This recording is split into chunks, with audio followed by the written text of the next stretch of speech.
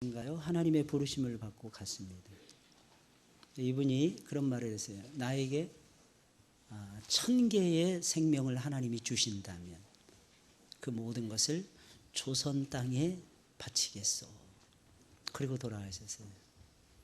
오늘 찬양을 듣는 가운데 루비 캔드릭이 생각이 났어요. 너무 감사하고 요즘에 괜히 피곤한 때 우리가 살아가고 있죠. 그죠? 저도 피곤했어요. 한 주간 내내. 특히 이 여름 성경학교를 앞에 두고 있으면 꼭 개회 설교를 저보고 해달라는데 저는 아이들 앞에 서는 게 제일 큰 부담이에요. 얼마나 고민을 많이 하는지 몰라요. 게다가 이번엔 또 유치부 따로 개회 예배를 드린다 그러더라고요. 그러니까 목사를 잡는 방법도 여러 가지가 있는데 전에는 유치부하고 유초등부 같이 했거든요. 개회 예배. 항상 그랬는데 이번엔 또 따로 한대요. 설교 어제 유치부 개회 예배 설교, 그저께 유초등부 개회 예배 설교하고 그때마다 이상하게 저는 긴장이 더 돼요. 어른들 상대로는 별로 긴장이 안 되는데 애기들은 무서워요. 애기들은 어디로 튈지 모르기 때문입니다. 근데 애기들이 그렇게 예뻐요. 말씀을 얼마나 잘 듣는지 우리 애기들이. 제가 깜짝 놀랐어요. 유치부 예배 인도하면서. 사랑하는 여러분들, 오늘도 하나님 앞에 존귀하고 아름다운 예배 드리시고 하나님을 만나시고 오늘 찬양 들으시면서 하나님의 임재를 느끼지 않으셨나요, 여러분들? 하나님의 임재를 느끼셔야 돼요. 예배는 하나님의 임재를 느끼는 거예요. 그리고 그 속으로 내가 풍덩 빨려 들어가는 거예요. 그리고 하나님께 내 인생 나머지 것을 다 맡기는 게 예배입니다. 신령과 진정으로 그렇게 예배하시길 주의 이름으로 축원을 드립니다. 우리는 오직 예수 그리스도만을 믿습니다. 왜 우리는 수많은 성인 군자들 가운데서 유독 예수 그리스도만을 하나님의 아들로 믿는 것입니까? 이유는 아주 간단합니다. 예수님만이 가장 믿을 수 있는 분이기 때문에 그런 것입니다. 예수님은 하나님의 아들이었어요. 우리의 죄를 대신하여 십자가에 달려 돌아가셨을 뿐만 아니라 예수님만이 죽음을 이기셨어요. 누구도 죽음을 이긴 적이 없는데 예수님만이 죽음을 이기시고 부활하신, 다시 살아나서 우리의 메시아가 되어주신 유일한 분이시기 때문입니다. 아무리 믿으려고 해도 믿기 어려운 것이 있는데 그것은 죽은 사람이 다시 살아나는 것입니다. 예수님 분명히 십자가에 달려서 돌아가셨어요. 그런데 사흘 만에 무덤 문을 여시고 예수님은 다시 살아나셨습니다. 게다가 예수님의 부활은 단순히 죽었다가 다시 살아나는, 생명을 얻는, 다시 얻는 정도가 아니라 완전히 달라진 새로운 사람으로 변화가 되어서 부활하셨습니다. 예수님은 죽음을 통과하면서 완벽하게 새 사람이 된 거예요. 그래서 사랑하는 여러분, 우리는 죽음을 통과하셔야 됩니다. 우리는 고난을 지나가셔야 됩니다. 그 고난과 그 죽음이 우리를 진정한 하나님의 아들로 바꿔놓는 것입니다. 몸은 몸이로되 전혀 다른 몸을 가지고 예수님이 부활하셨다는 것입니다. 예수님은 죽음을 통과하면서 완전히 새 사람이 되신 것입니다. 문이 잠겨져 있었는데, 문과 벽 사이로 굳게 잠겨져 있었는데 문과 벽 사이를 통과하여 제자들을 만나러 들어오실 정도로 예수 그리스도의 몸은 변화되어 있었던 것입니다. 주님은 분명히 육체를 갖고 계셨어요. 주님은 지금도 육체를 갖고 계십니다. 주님은 육체를 가지고 죽으셨어요. 그리고 육체를 가지고 다시 살아나셨습니다. 그런데 예전의 모습과는 완전히 달랐다는 것입니다. 전혀 알아볼 수 없을 정도로, 심지어는 3년 반 동안 예수님을 졸졸 쫓아다니던 제자들조차도 이분이 예수님이신가 몰라볼 정도였다고 하는 사실입니다. 완벽하게 새로운 모습으로 예수님이 변화가 되어 있어서 다시 부활하신 것입니다. 부활하신 거예요. 우리도 마지막 날에는 예수님처럼 이렇게 완벽한 모습으로, 새로운 모습으로 저와 여러분들이 바뀌어지고야 말 것입니다. 그걸 가르쳐서 부활이라 그래요. 사랑하는 여러분들, 우리는 영원 불멸만을 믿는 사람들이 아닙니다. 그런 모든 종교의 공통점이에요. 영혼은 죽지 않고 영원히 불멸한다 하는 것을 모든 종교가 다 믿어요. 그러나 우리 기독교만의 특징이 있습니다. 그것이 무엇입니까? 우리는 부활을 믿는 거예요. 우리의 몸도 다시 살아날 것을 우리는 믿는 것입니다. 사람의 몸이 죽어요. 사람이 죽잖아요. 그러면 우리의 몸에서 영혼이 빠져나갑니다. 그 영혼은 영혼의 천국에 들어가는 것입니다. 그럼 우리의 몸은 어디로 가는 거예요? 흙으로 돌아가는 거예요. 흙이라고 하는 말은 아파르, 진토라고 하는 뜻인데요. 먼지가 돼서 날아가는 것을 의미하는 것입니다. 그래서 반드시 매장만 하나님의 뜻은 아니에요. 하나님의 섭리를 쫓아가는 거 아닙니다. 화장도 하나님의 섭리를 쫓아가는 거예요, 여러분. 어차피 다 썩어져 없어지잖아요, 여러분들. 근데 그 먼지가 되었던 것이 나중에는 예수님이 다시 오시는 재림하시는 그날에 먼지가 되었던 것이 전부 다 살아납니다. 어떻게 그런 일이 있을 수 있을까? 여러분 생각해 보세요. 아무것도 없는 가운데서도 우리를 창조하신 하나님이신데, 여러분 먼지를 가지고 모아가지고 우리를 만드신다. 그건 하나님 편에서는 아무것도 아닌 거예요, 여러분들. 사랑하는 여러분들, 믿으시길 예수님의 이름으로 축원을 드립니다. 우리 인간의 이성으로는 이해할 수 없어요. 우리 인간의 과학으로는 이해할 수 없는 것입니다. 어떻게 보면 이게 물리적 현상인지 이게 화학적 반응인지 우리는 때로는 헷갈릴 때가 너무너무 많아요. 그러나 물리적이든지 화학적이든지 이게 더하기의 법칙인지 마이너스의 법칙인지 아니면 곱셈의 법칙인지 나눗셈의 법칙인지 아니면 인수분해의 법칙인지 아니면 미분적분의 법칙인지 아니면 통계나 확률의 법칙인지 그거하고는 전혀 상관이 없어요. 사랑하는 여러분들, 하나님은 초자연적으로 역사하시는 위대하신 우리의 영원하신 왕이 되시기 때문인 것입니다. 그분이 우리를 부활시키실 것입니다. 할렐루야. 믿으시길 예수님의 이름으로 축원을 드립니다. 주님 분명히 육체를 가지고 계셨어요. 그러니 어찌 예수님을 안 믿을 수가 있겠습니까? 부활이 우리의 것이라는 것입니다. 부활이 우리를 기다리고 있다는 것입니다. 사랑하는 여러분, 지금 조금 힘들다고 해서, 근데 여러분 곰곰이 생각을 해보세요. 여름이면 여름이다고 힘들다, 가을이면 가을이다고 힘들다 그러고, 겨울이면 겨울이다고 힘들다고, 아침이다고 힘들다, 점심이면 점심때라고, 저녁이면 저녁때다고 피곤하다 그러고, 우리는 맨날 그러지 않습니까? 무슨 뜻이겠습니까? 우리 힘으로는 못 산다는 거예요. 그러나 주님이 힘 주시면 살 수 있습니다. 여러분, 죽음이 엄습한다 한들 무엇이 두렵겠습니까? 여러분, 무엇이 걱정이에요? 뭐가 걱정이십니까? 여러분, 무엇이 두려우십니까? 무엇이 여러분들을 압박해 가고 있습니까? 사랑하는 여러분들, 제발 부활을 믿으시길 예수님의 이름으로 축원을 드립니다.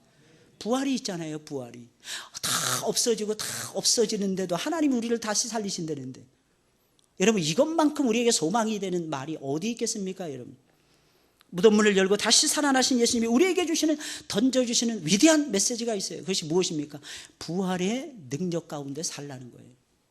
예수님이 다시 살아나심을 다 보여주셨어요. 제자들에게. 무엇을 의미? 여러분들에게 지금 말씀을 통해서 보여주고 있음을 의미하는 것입니다. 사랑하는 여러분들, 이 세상에서 가장 확실한 것이 무엇입니까? 저는 생명의 말씀이라고 믿어요. 여러분, 현상을 여러분들 믿습니까? 실제적으로 나타난다고? 어떤 사람이 위대해진다고? 사랑하는 여러분, 언제 그 위대함이 날아갈지 모르는 거 아니겠습니까? 그러나 성경은 확실합니다. 여러분들 믿으시길 예수님의 이름으로 축원을 드립니다. 성경은 사실을 다루잖아요. 그러면서 예수님이 우리에게 주신, 너희는 부활의 능력 가운데 살라는 것입니다. 여러분, 사람의 힘으로는 결코 이기거나 넘어설 수 없는 영역이 있어요. 그것이 무엇입니까? 죽음이라고 하는 영역이에요. 힘이 센 사람도 죽음을 이길 수가 없었어요. 항우 장사라고 얘기하지 않습니까? 한신하고 맞부딪혀서 한신을 초점에 박살냈던 사람이 항우라고 하는 인물이었어요. 힘이 얼마나 센지 몰라요. 초나라를 세웠습니다. 근데 나중에 한신에게 굴복을 당합니다. 이게 인생이라는 거예요. 사랑하는 여러분들, 힘이 센 사람이 언제 그 힘이 없을지 몰라요. 항상 절대 강자로 존재할 수 있는 사람은 이 세상에 아무도 없습니다. 머리로 세상을 정복할 수 없어요. 머리로 지혜와 지식을 가지고 저와 여러분들이 죽음을 이길 수가 없더라는 것입니다. 인내심이 풍성한 저와 여러분들이 아주 좋은 성품을 가지고 있다고 해서 저와 여러분들이 죽음을 이길 수 있느냐? 이길 수가 없더라는 것입니다. 아무리 힘이 세고 지혜가 많고 돈이 많다 할지라도 죽음 앞에서는 무릎을 꿇지 않을 수가 없었습니다. 그런데 예수님은 달랐어요. 예수님은 사람들이 어찌할 수 없다고 포기한 죽음을 포기하지 않았습니다. 죽음을 능히 이길 수 있다고 예수님 말씀하셨어요. 나는 부활이요 생명이니 무릇 나를 믿는 자는 죽어도 살겠고, 이게 예수님의 말씀이었어요. 무릇 살아서 나를 믿는 자는 영원히 죽지 아니하리라. 사랑하는 여러분들, 영생을 믿으십니까? 여러분들, 진정 여러분들 부활을 믿으십니까? 혹시 이 세상의 전부라고 해서, 이 세상 것이 전부라고 해서 그저 이 세상에만 여러분들의 마음과 눈물, 여러분들 조아리면서 그렇게 살아가고 계십니까? 영원한 나라가 우리에게 있어요. 여러분들, 무릇 나를 믿는 자는 죽어도 살겠다는 거예요. 이 사실을 저와 여러분들이 믿으시길 예수님의 이름으로 축원을 드립니다. 창세기 22장에 보면 아브라함이 이삭을 바쳐요. 25년 기다렸습니다. 그때 이삭의 나이가 15살, 16살이었어요. 여러분들, 25년 기다려 40년의 세월, 약속을 받고 40년의 세월이었어요. 아이가 크는 것도 제대로 못 봤어요. 아이가 떵떵거리면서 세상을 호령하는 것도 못 봤어요. 그런데 하나님 말씀하십니다. 그 아이를 내게 바치라는 거예요. 아브라함 바칩니다. 어떻게 바쳤을까요? 사랑하는 여러분, 부활을 믿었기 때문입니다. 이 아들을 내가 잡아서 제물로 드린다 할지라도 그 아이가 불과 나무를 치고 올라가는 거예요. 여러분들, 아빠, 불과 나무는 있는데 번제할 어린 양은 어디 있습니까? 그때 아브라함이 대답을 하잖아요. 여러분들, 번제할 어린 양은 여호와께서 준비하실 것이니라. 너라고 말을 못 해주는 거예요. 내가 제물이라고 말을 못 해주는 거예요. 이게 아비의 마음이었어요. 칼에서 이삭을 눕혀놓습니다. 제단을 쌓습니다. 나무를 쌓습니다. 그리고 아들을 눕혀놓는 거예요. 아들을 잡기 위해서 아버지가 칼을 들어서 내리치는 거예요. 이미 이삭은 그때 죽은 거예요, 여러분들. 그래서 이삭은 그 정도로 순종했어요. 그래서 아브라함보다 5년 더 삽니다. 아브라함은 175세를 살았어요. 이삭은 180년을 삽니다, 여러분들. 이유가 무엇이냐? 거기서 죽었기 때문입니다. 거기서 죽으니까 영원한 생명으로 하나님이 화답해 주시는 거예요. 천사가 내 손을 덜컥 잡는 거예요. 내 독자 이삭을 죽이지 말라. 이것이 하나님의 명령이었어요. 그런데 이미 이삭은 죽었던 것입니다, 여러분들. 자기를 포기했던 거예요, 여러분들. 살려고 하지 않았다는 것입니다. 아버지 앞에 제물이 된다면 내가 어찌 죽지 못하겠느냐는 것입니다. 이것이 이삭의 마인드였어요, 사랑하는 여러분들. 그러니까 하나님이 이삭을 죽이지 않으시는 거예요. 이삭을 살리시는 거예요. 그를 통해서 다윗이 나오게 했어요. 그를 통해서 예수님이 탄생하도록 하나님이 역사해 주시는 놀라운 축복을 허락해 주셨다고 하는 사실입니다. 저와 여러분들에게는, 사랑하는 여러분들, 영생이 있어요, 영생이. 아브라함은 그것을 믿었어요. 부활이 있었어요. 부활의 능력을 믿었어요. 하나님이 살리실 거야. 하나님이 다시 살리실 거야. 나는 그저 영원한 도성만 바라보면서 나에게 주어진 길을 가기만 하면 돼. 주께서 기억하고 계실 거야. 주께서 복을 다시 나에게 부어주실 거야. 이것이 아브라함의 믿음이었다고 하는 사실입니다. 이 놀라운 능력을 너희가 받았기에 부활의 능력 가운데서 살라는 것입니다. 부활의 능력을 가지고 있으면 어떤 장벽도 뚫고 나갈 수가 있어요, 여러분들. 장벽은 늘 있다니까요. 장벽을, 어떤 장벽을 여러분들이 뚫고 나가길 원하십니까? 할 수 있는 것만 뚫고 나가길 원하십니까? 맨날 똑같을 것입니다. 할 수 없는 것을 해내셔야죠, 여러분들. 할 수 없는 것을 해내셔야 하나님의 존재가 나타날 거 아니겠습니까? 하나님의 역사하심이 나타날 것이 아니겠습니까? 하나님의 일하심이 나타날 것이 아니겠습니까? 사랑하는 여러분들이요. 부활의 힘이 우리의 안에 있기 때문인 것입니다. 예수님이 부활하시는 것을 막기 위해서 사람들은 얼마나 애를 썼는지 몰라요. 먼저 그들은 예수님의 무덤을 무거운 돌문으로 막아버렸어요. 예수님이 혹시 부활하시더라도 다시 살아 나오지 말라는 거예요. 그 안에서 죽으라는 것입니다. 로마 황제의 인봉을 턱하니 붙여놨습니다. 이것을 떼는 자는 죽임을 당할 것이다 라고 하는 사인이었습니다. 그러나 예수 그리스도는요, 로마의 황제보다, 사랑하는 여러분, 몇천 배, 몇만 배 높으신 분이라는 것을 모르십니까? 사랑하는 여러분들. 그 인봉을 예수님 확 뜯어버리십니다, 예수님. 그리고는 로마의 군병들로 하여금 주님의 무덤을 지키도록 했어요. 그런데 이 모든 장애물들로 예수님 물리치십니다. 예수님 그리고 부활하신 거예요, 여러분들. 부활의 능력 앞에서는, 사랑하는 여러분, 어떤 장애물도 맥을 못 추는 거예요. 어떤 것들도, 사랑하는 여러분들, 우리에게는 장애가 될 수 없다는 사실을 믿으셔야 할 것입니다. 사랑하는 여러분, 이 땅을 살아갈 때 우리 앞에 놓인 장애물들이 얼마나 많습니까? 부활의 능력이 없으면 이길 수 없는 것들이 정말로 많지 않습니까? 어떤 때는 돌덩어리보다 더 무거운 난제들이 우리 앞길을 가로막고 있을 때도 많아요, 여러분. 아무리 굴리려고 해도 굴릴 수 없는 무거운 문제들이 우리의 주변에, 우리의 목을 옥죄이면서 우리의 주변에 산재해 있어요. 어떤 때는 세상의 잘못된 이론, 세상의 잘못된 법칙이나 이상한 논리들이 인봉이 되어서 우리의 신앙을 무너뜨릴 때가 있다고 하는 사실입니다. 전혀 성경적이지 않은 논리들이 교회 속으로 들어와서 버젓이 판을 치며 우리의 생각을 멈추게 만들고 우리의 사상을 새롭게 하지 못할 때가 얼마나 많이 있는지 몰라요. 그래서 마치 인봉을 떼면 죽듯이 그런 잘못된 흐름, 잘못된 생각, 잘못된 논리대로 안 하면은 저와 여러분이 죽을 것 같을 때가 얼마나 많이 있느냐는 것입니다. 요즘 같은 불경기에 웬 놈의 주일 성수야. 사랑하는 여러분들 아십니까? 어려울수록 예수님 붙잡으셔야죠. 어려울수록 예수님 붙잡으셔야죠. 주일에도 가게 문을 열고 단 한 개라도 더 팔아야지. 그래야 먹고 살지.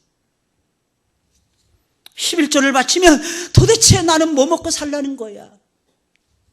얼마나 많은 사람들이 이런 악한 세상적인 논리에 빠져서 살아가고 있는지 모릅니다. 그러니까 안 되는 거죠, 사랑하는 여러분들. 우리의 생사화복은 전부 다 주님 손에 있음을 여러분들이 잊어서는 안 될 것입니다. 우리의 먹는 거, 우리의 마시는 거, 우리의 입는 거, 우리의 쓰는 것 전부 다 주님이 만들어 주신 것입니다. 그런데 그런 불신앙적인 생각에 빠져 있으니 안 될 수밖에는 없는 것이 아니겠습니까? 20세기 초에 미국이 엄청난 경제 위기를 맞은 적이 있었어요. 잘 아실 거예요. 그런데 그 어려운 시기를 지나가면서 깜짝 놀랄 만한 통계가 나타났답니다. 그 어려움을 지나가면서 10명의 신흥 재벌이 탄생이 되어졌다는 거 아니겠어요? 근데 더욱 놀라운 사실, 그 10명을 조사해 보니까 9명이 크리스찬이었다는 거 아니겠습니까? 근데 그들이 어떤 마음을 가지고 사업을 운영했기에 이런 복을 받았을까? 조사를 하고 또 조사하는 사람들이 깜짝 놀랐다는 거 아니겠습니까? 이들은 철저하게 주일을 성수했다는 것입니다. 주일은 내 시간이 아니라는 거예요. 내 날이 아니라는 것입니다. 말 그대로 로즈데이, 주님의 날이라고 믿었다는 것입니다. 또 한 가지, 이들은 절대로 무슨 일이 있어도 하나님의 것을 떼어먹지 않겠다. 내가 11조는 절대로 내가 떼먹지 않겠다. 이 중심을 가지고 사업을 했다고 합니다. 여러분들 아시죠? 모든 승리는 주님 손에 있다는 것을 놓치시면 안 되는 것입니다. 엊그저께 제가 동영상을 보면서 한동안 울었던 그런 동영상이 있었어요. 너무 바빠가지고 못 보다가 며칠 전에 우리 전도사님이 저한테 보내주신 동영상이었는데, 목사님 이거 한번 보세요 라고 하는 동영상이었어요. 평양의 한 이름 없는 한 소년의 이야기였어요. 이 소년은 기도하고 있었어요. 하나님, 나에게 괜찮은 선교사님 좀 보내주세요. 근데 미국에서 한 사업가가 기도하고 있었는데, 이 사업가는 목사 사업가였다고 합니다. 목사 선교사님이었다고 합니다. 평양에 날아갔어요. 근데 호텔에서 딱 보니까 이 신사가 너무 멋있어 보이고, 아이가 쏜살같이 달려가서 손을 덥석, 깜짝 놀란 이 선교사님 손을 빼려고 했답니다. 근데 이 아이가 손에다가 십자가를 그리더랍니다. 나 예수 믿어요. 그리고 선교사님을 딱 쳐다보는데, 우리의 신앙은 살아있습니다, 이게 느껴지도록 선교사님을 쳐다보더랍니다. 그래서 그 다음날 은밀하게 이 아이를 만났답니다. 내가 너에게 무엇을 해주길 원하니? 알고 봤더니 그 부모가 예수님을 믿는 부모인데 강제로 끌려갔답니다, 어디론가.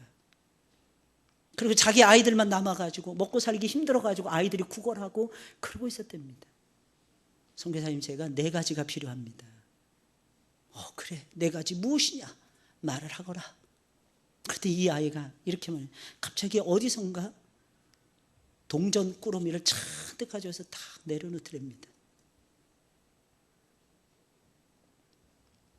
선교사님, 이것은 제가 그동안 호텔에서 일하고 벌은 소득의 11조입니다. 이 11조를 받아주세요.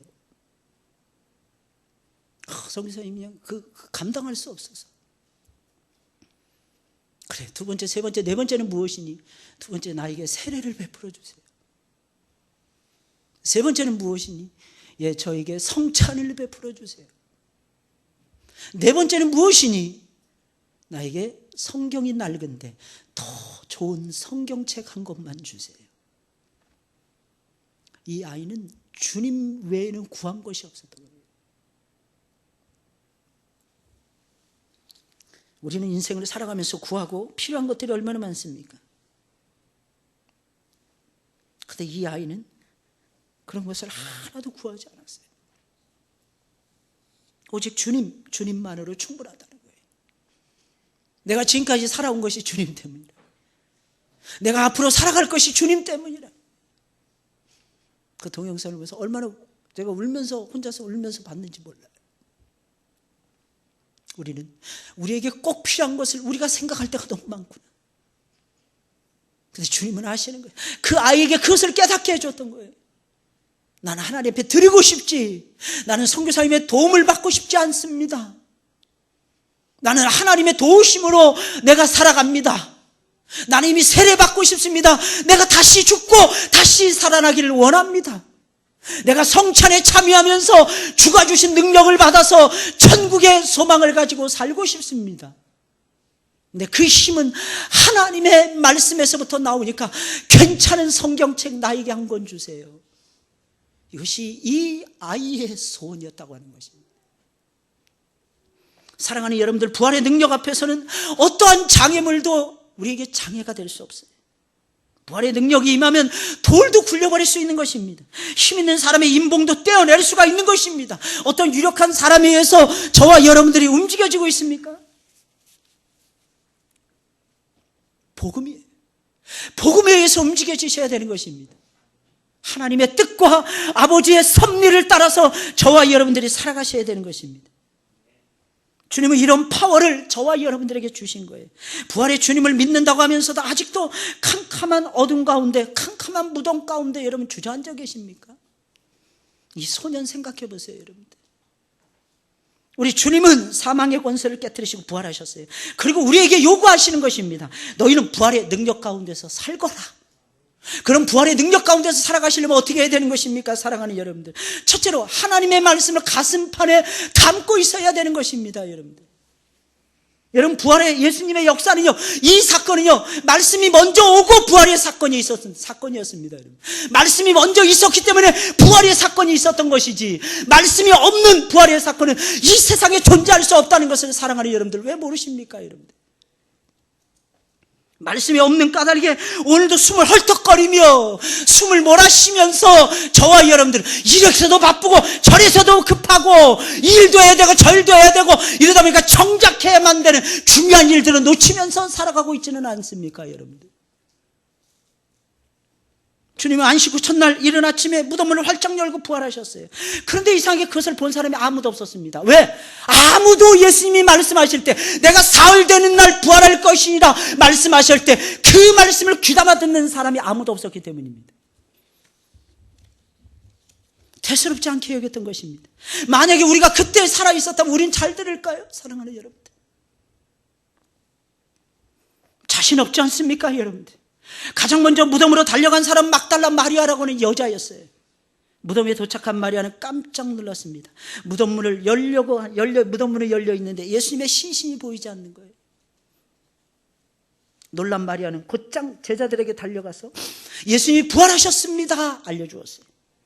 그녀의 말을 들은 두 제자는 즉시 무덤으로 달려갑니다. 두 제자가 무덤에서 본 것은 예수님의 몸을 감싸고 세마포와 머리를 싸고 있었던 수건, 머리를 둘렀던 수건이 개켜져 있는 것이었어요. 이런 광경을 자신들의 두 눈으로 보았으면 예수님이 부활하셨을 것이다 믿어야 될 것이 아니겠습니까? 제자들은 안 믿었어요. 믿어지지가 않은 거예요. 주님은 분명히 잡히시기 전까지 여러 차례에 걸쳐서 인자가 예루살렘에서 고난을 받고 사흘 후에 다시 살아날 것이라고 얼마나 자주 말씀하셨는지 몰라요. 안 믿어지는 거예요. 그때도 안 믿었고 지금도 못 믿고 있는 거예요. 하지만 제자들은 빈 무덤을 보고서도 예수님의 부활을 믿지를 못했어요. 오히려 그들은 더 큰 두려움에 빠졌어요. 사랑하는 여러분들, 오해하시면 큰일 납니다. 하나님이 도와주시는 기적의 역사가 나타난다고 해서 믿음이 생기는 거 아닙니다. 유대인들은 죽을 때까지 표적을 구했는데도 믿음이 생기지 않았어요. 지혜가 충만하다고 해서 하나님 말씀을 이해만 잘한다고 해서 믿지 않고 이해만 잘한다고 해서 사랑하는 여러분들, 믿음이 생기는 것이 아닙니다. 참 무서운 진리예요, 여러분들. 믿음은 들음에서 나고 들음은 하나님의 말씀으로 말미암는 것입니다. 말씀을 믿어야 역사가 일어나는, 믿음이 생기는 거예요. 역사가 일어난다고 해서 두려움이 물러나는 것이 아닙니다. 역사는 엄청나게 많은데 계속해서 두려움 속에 사로잡혀서 살아가는 사람들이 이 세상에 얼마나 많이 있는지 몰라요. 이유가 무엇입니까? 말씀이 안 들어가서 그런 거예요. 말씀이 먼저요. 그 다음에 역사가 나중인 것입니다. 말씀이 일어난데 말씀을 믿은 다음에 저와 여러분들이 기도하면서 험난한 바다를 건너갔을 때에 비로소 우리는 깨닫는 것입니다. 하나님이 살아계시다. 하나님이 해주신 것이다. 하나님이 역사해 주신 것이다. 믿음이 춤을 추면서 살아나게 되는 것입니다. 그때 비로소 뭐가 물러? 두려움이 물러가게 되는 것입니다. 사랑하는 여러분들, 믿으시길 예수님의 이름으로 축원을 드립니다. 왜 자꾸 역사는 있는데 두려움에 빠지는 것입니까? 아주 간단해요. 하나님이 우리에게 주신 마음은 두려워하는 마음이 아니었어요, 여러분들. 사랑하는 여러분들 아십니까, 여러분들? 사랑과 근신하는 마음이에요, 여러분. 그리고 성령 안에서의 능력인 것입니다, 사랑하는 여러분들. 그런데 왜 우리는 맨날 문제만 만나면 쩔쩔매고 살아가는 거예요? 간단해요. 말씀을 안 믿기 때문에 그렇습니다. 예수님 말씀하신 말씀을 가슴에 담으셔야 돼요. 기적이 일어났을 때 재단할 수 있어요. 이것은 하나님이 나에게 주신 축복이구나. 이것은 내가 정신 차리라고 하나님께서 나에게 주시는 역사요 사건이구나. 말씀이 있는 자는 깨닫게 되는 것입니다. 근데 불행하게도 제자들은 말씀 멀리했어요. 이렇게 생각했을 것입니다. 하나님 참 대단하십니다. 세상에 예수님을 죽이신 것도 모자라서 예수님의 시체까지 도둑질 당하게 하십니까? 하나님. 절망감을 느꼈을 것입니다. 본문 9절에 있는 말씀을 보니까 저희는 성경에 그가 죽은 자 가운데서 다시 살아나야 하리라 하신 말씀을 아직 알지 못하더라. 성경의 증거예요. 절망에 빠져 희망이 보이지 않을 때는 말씀이 먼저 생각나야 됩니다. 여러분. 말씀이 먼저 가야 돼요. 그 다음에 역사가 일어나야 됩니다. 말씀이 먼저 생각나지 않으니 부활의 능력을 경험하지 못하는 것입니다. 신앙은 경험하는 거예요. 하나님을 경험하는 거예요. 하나님의 능력을 경험하는 거예요. 하나님의 지혜가 최고라는 것을 경험하는 거예요. 그게 신앙생활인 것입니다. 근데 맨날 일이 처에 휩쓸리고 세상 사람들이 뭐 한다 그러면 거기에 쫓아가고 하나님의 논리를 따라가야 되는데 세상의 논리를 따라가고 하나님의 유익을 따라가야 되는데 세상의 유익을 따라가고 나의 유익을 따라가고 무슨 문제가 생기면 이건 내가 할 수 있는 거, 내가 못할 거. 그러니까 맨날 내가 할 수 있는 것만 하다가 가는 겁니다.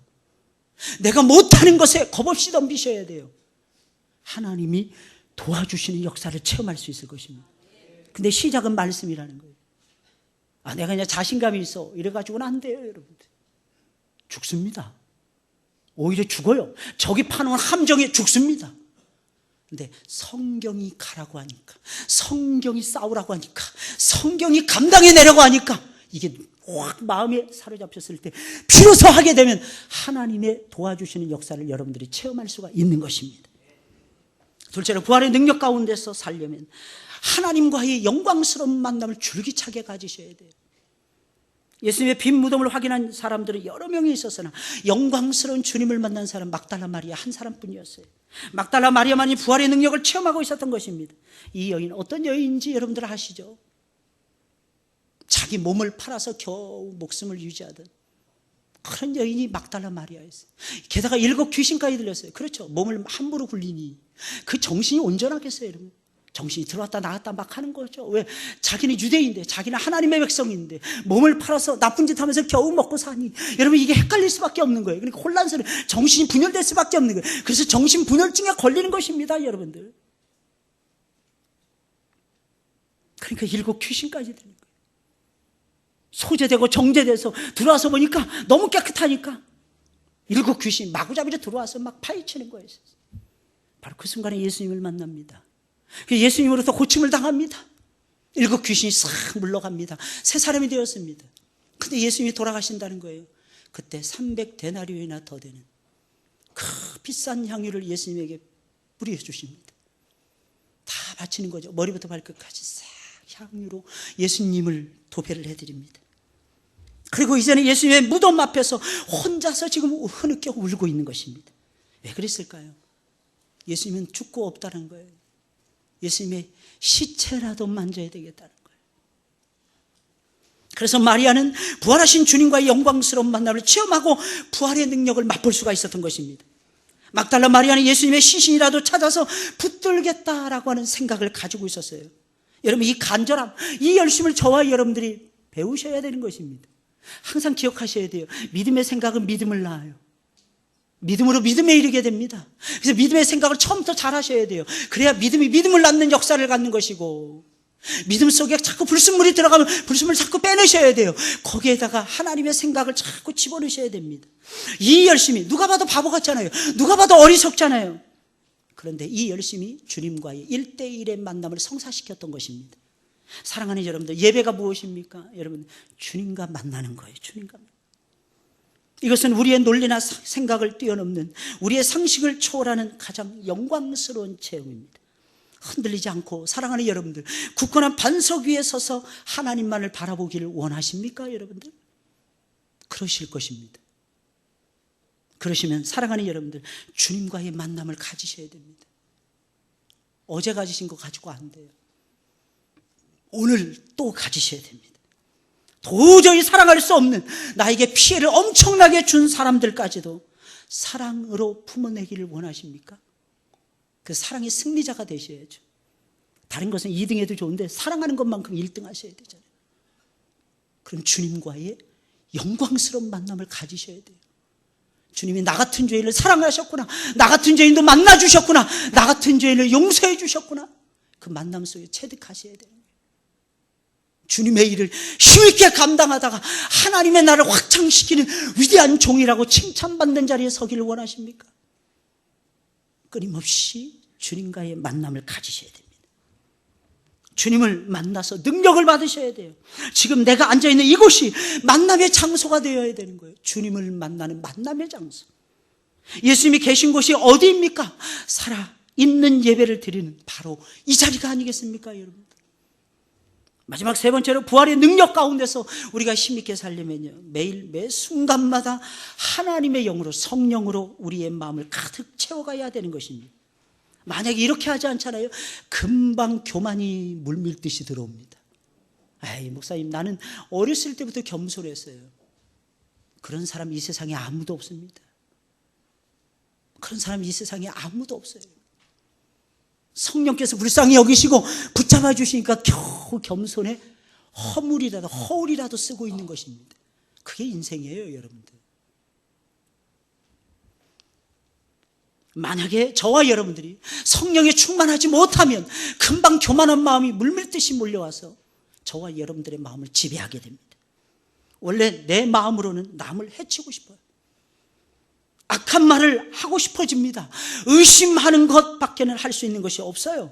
그런 내 마음에 성령이 오시잖아요. 성령으로 살아가는 새로운 삶으로 우리를 이끌어가는 것입니다. 마리아는 맹목적으로 주님을 붙들려고 했습니다. 그러자 예수님은 나를 만지지 말라 17절에 말씀하십니다. 이 말은 손도 대지 말라 이런 뜻이 아니에요. 계속해서 나를 붙잡고 늘어지지 말라는 것입니다. 나를 제발 이제 만졌으니까 놓아달라는 것이었습니다. 마리아는 이미 예수님의 발을 붙잡고 늘어지고 있었을 것입니다. 왜 그랬을까요, 여러분? 이 여인은 예수님의 곁을 떠나는 것을 한 번도 생각해 보지 않은 여인이었어요. 근데 지난 사흘 동안 예수님이 떠나 계셨잖아요, 여러분. 그때 그 공허함, 그 마음은 이루 헤아릴 수가 없었어요. 예수님이 부활하신 거예요. 그러니 얼마나 쏜살같이 달려가서 예수님의 발목을 잡고 늘어졌을 것입니다. 혹시 알아요? 얼마나 세게 잡았는지 멍이 들었을 수도 있었을 것입니다. 그 정도로 붙잡고 있었다는 거예요. 그런데 예수님께서는 말씀하십니다. 계속해서 나를 붙잡고 있지 말라는 것입니다. 왜 그런 것입니까? 이유가 무엇입니까? 주님은 부활하신 이후에는 우리를 만나는 방식이 바뀌어졌기 때문입니다. 예수님이 십자가에 달려 돌아가시기 전까지는 육신을 가지고 함께 하고 계셨어요. 그러나 부활하신 이후에는 방식이 달라졌습니다. 그때는 우리 주님이 다시 사람의 몸을 입고 이 세상에 내려오기까지는 주의 영으로 우리와 함께 하시기를 정해놓으신 거예요. 그게 하나님의 이치인 것입니다. 그러니 사랑하는 여러분들, 오해하시면 큰일 납니다. 말씀 하는 사람이 성령의 역사와 흐름을 도외시하면 안 됩니다. 기억하셔야 돼요. 성소에는 법궤가 있었어요. 성전에는 법궤가 있었어요. 지성소 안에는. 그 법궤 안에 십계명의 두 돌판이 담겨져 있었어요. 그것만 가지고는 죄사함의 은총을 받을 수가 없어요. 그 위에 속죄소가 딱 얹어 금덩어리 34.5kg을 쳐가지고 양쪽에 오규빗의 날개를 가지고 있는 두 천사를 만들 정도로, 오규빗이라면요 2m 50, 2m 50이에요. 엄청난 거예요, 여러분. 그런 천사를 여러분 생각해보세요. 34.5kg이 되는 금덩어리 가지고 망치로 부살레리 두드려 가지고 양쪽 균형을 정확하게 잡았고, 그 다음에 덮개라는 속죄소가 있었어요. 그 속죄소는 무엇은 하나님이 임재하시는 곳이었는데, 하나님의 임재 속에서 말씀을 딱 밟고 서시면서 우리 주님께서 우리에게 용서라는 것을 해주시는 것입니다. 사죄의 은총을 베풀어 주시는 거예요. 그곳이 바로 속죄소였어요. 사랑하는 여러분들, 믿으시길 주의 이름으로 축원을 드립니다. 그러니까 말씀을 딱 붙잡은 사람은 성령의 사람이 되셔야 돼요. 그러지 않으면 율법주의자가 되어서 바리새인들이나 사두개인들처럼 전락합니다. 많은 사람들이 의아한 거, 복음서를 읽으면서 왜 하나님을 똑같이 믿는데 사두개인들하고 바리새인들이 예수님을 잡아서 죽였느냐는 거예요. 이유는 무엇입니까? 그들은 타락했기 때문입니다. 그래서 아셔야 돼요. 말씀 더불어 성령의 역사가 반드시 있어야 되는 것입니다. 맹목적으로 예수님 붙들고 늘어지면 안 됩니다. 다윗처럼 계속해서 하나님의 영을 내 마음에 채워달라고 저와 여러분들이 부르짖어 기도하셔야 돼요. 그러면 분명히 하나님의 능력이 여러분들 가운데 임할 것입니다. 예수님을 믿는 사람들도 다른 사람들과 똑같은 죄인들이에요, 여러분들.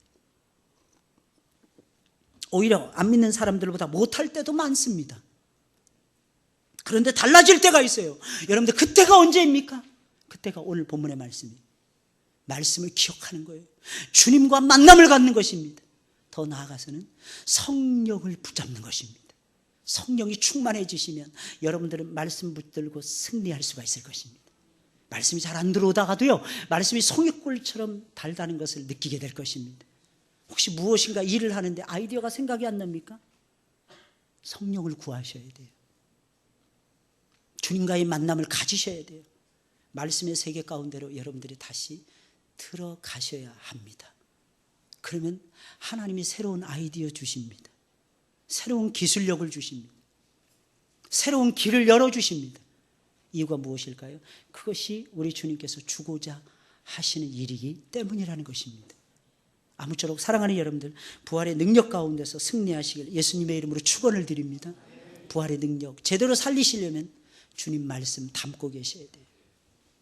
그리고 주님과의 만남을 가지셔야 돼요. 두 가지예요. 말씀 안에서 또 삶 속에서. 말씀 속에서 먼저 체험하고 삶 속에서 나중에 체험하시는 거예요. 주의 영을 가득 채워야 됩니다. 성령이 충만하셔야 됩니다. 그때 비로소 하나님께서는 여러분들을 통해서 일하실 것입니다. 우리 찬송